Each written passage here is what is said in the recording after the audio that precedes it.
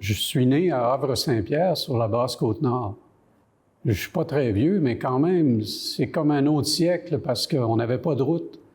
La route arrêtait à Sept-Îles à l'époque. Notre terrain de jeu, c'était le bord de mer avec les dunes de sable, la plage, les canaux, etc.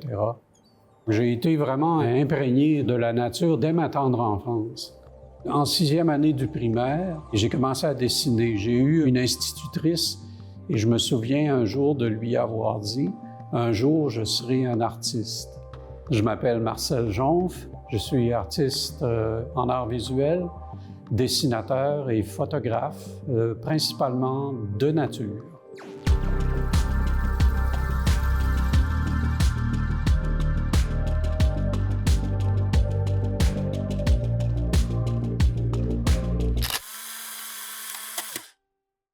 Fin du secondaire, je pensais peut-être de m'en aller en architecture.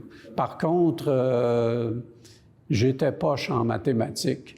Il aurait fallu que je fasse un effort, puis j'ai pas fait cet effort-là, donc j'ai pas pu m'en aller en architecture. Par contre, j'ai beaucoup exploré l'architecture des plantes.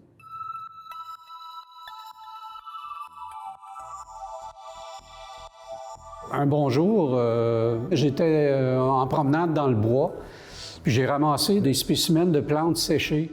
Je me suis mis à dessiner ces plantes-là. Ça m'a comme allumé. J'ai dit, mon Dieu, y a-t-il quelqu'un qui travaille dans ce domaine-là? Je suis parti avec mon auto.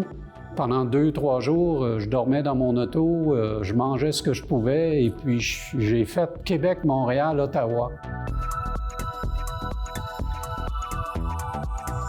Ils sont en train de préparer une exposition permanente au Musée canadien de la nature sur le règne végétal.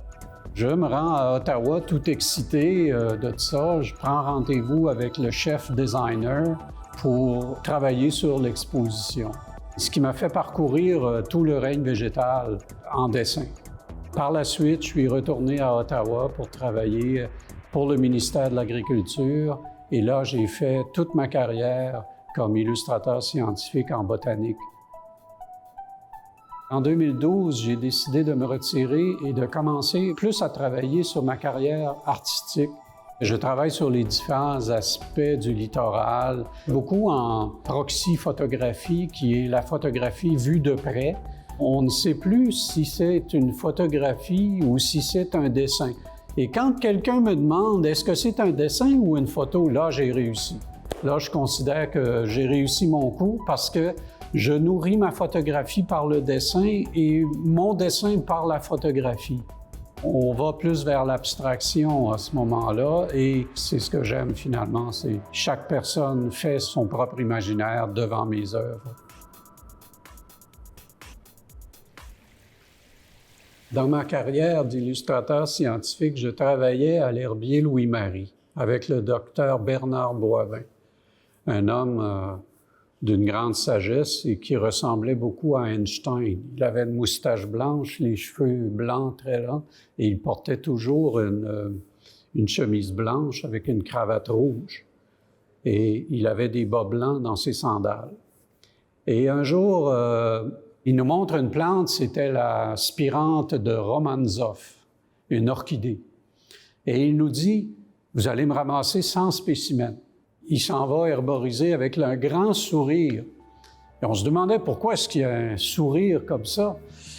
Ce qu'il ne nous avait pas dit, c'est que la racine était très profonde et qu'on devait creuser énormément pour aller chercher tout le spécimen. Donc, on avait travaillé très, très fort alors qu'on s'attendait à ce que ce soit un petit travail facile. Tranquillement, je m'éloigne de l'aspect purement représentatif. Ce que j'ai fait pendant toute ma carrière comme illustrateur scientifique, je représentais ce que je voyais. Avec le temps, ça devient plus créatif. Je recrée des univers.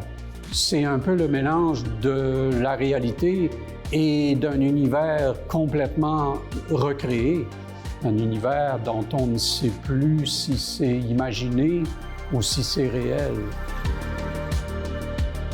J'essaie de réaliser mes rêves à chaque jour, mais en même temps, j'aimerais bien une exposition en Europe, aller faire l'accrochage moi-même, participer au vernissage. Ça serait vraiment formidable.